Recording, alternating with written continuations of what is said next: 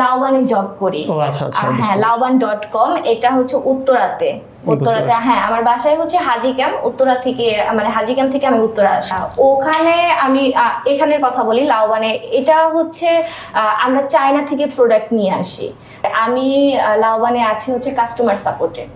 এই আপনার কাস্টমার সাপোর্টের কাজটা মূলত কি, আপনারা মূলত কি করেন কাস্টমার সাপোর্টে, কি করেন? কাস্টমার সাপোর্ট, আমরা যেহেতু চায়না থেকে প্রোডাক্ট আনি, তো মানুষ তো সরাসরি হচ্ছে চায়না থেকে একদম প্রোডাক্ট আনাতে পারে না, তো এটার একটা মাধ্যম লাগে, এটা আমাদের মাধ্যমে আনায়।